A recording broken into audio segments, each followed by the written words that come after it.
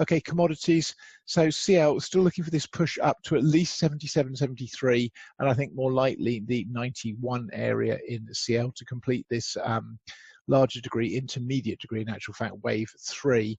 And just taking the daily count up off this B wave low back in June this year.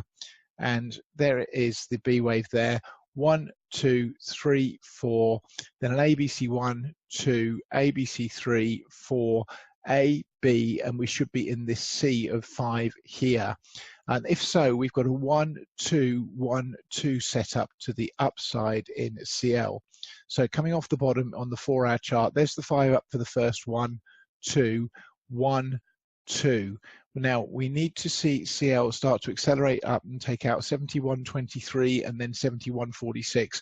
We also have to get through this pink or red resistance zone on the 4-hour chart. That's between the 764 retrace of the move down to where I've got the B wave low and the 100% retrace of that move. While we're below there, then this can all be an A down. This is a B back, and then we're going to get a C down for a larger A wave of the larger degree 4, and the top's already in CL. So the setup's there, but we need to now see this follow through in CL to the upside. And you can see on the hourly chart, 1, 2. This is getting messy here though. Just coming down to the 15-minute chart and adding another set of fibs off this 2. If I take the length of this move and project off here, we came up to the 1.0 today. And then a really scrappy stuff on the way down. It's not really hit a fib, so I need more price action on the smaller time frames in CL, and we need to see this start to accelerate to the upside to prove the count next in CL. And ultimately we've got to take out this resistance zone here on the 4-hour chart next.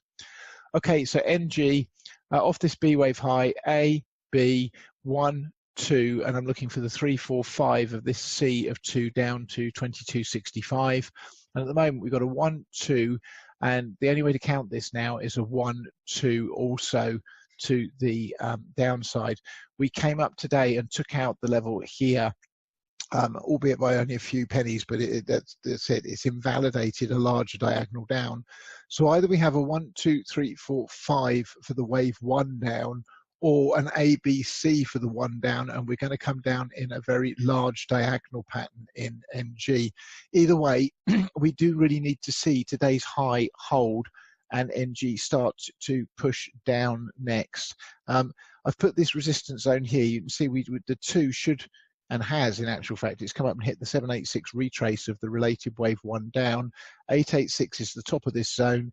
Over 29.93, this invalidates. So caution here with NG. I'm still holding 50% position in DGAS. I'm likely to add, but I want to see a little bit more price action off here before I do so. And then just looking at the 15-minute chart, this is an A, B, then I've got a 1, 2.